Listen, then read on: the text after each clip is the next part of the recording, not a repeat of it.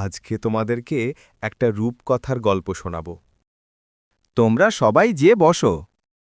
একদা সবুজ পাহাড় আর নীল নদীর মাঝে ছিল রঙিন ফুল নামের এক ছোট্ট গ্রাম। সেই গ্রামে থাকত টুনটুনি নামে এক কৌতূহলী মেয়ে। তার চোখে ছিল স্বপ্নের ঝিলিক, আর মনে ছিল অজানা জগৎ দেখার অদম্য ইচ্ছে।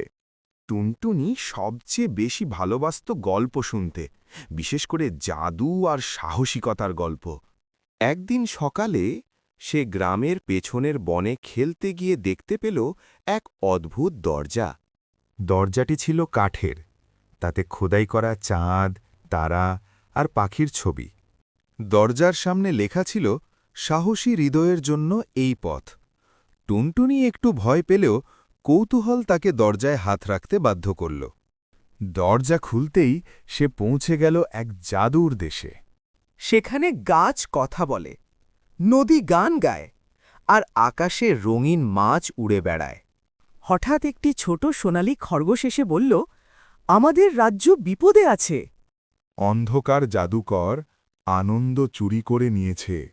টুনটুনি খরগোশের দুঃখী চোখ দেখে সাহায্য করতে রাজি হয়ে গেল।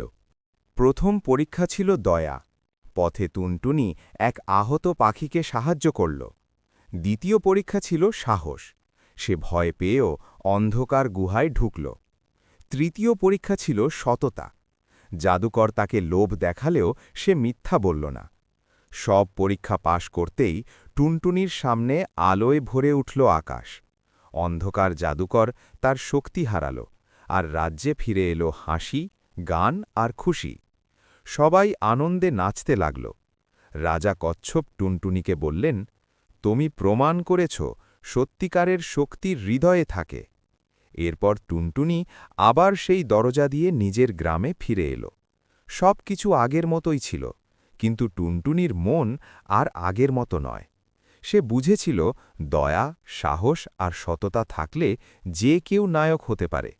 সেই দিন থেকে সে শুধু গল্প শোনেনি, নিজেই হয়ে উঠেছিল এক জীবন্ত রূপকথা।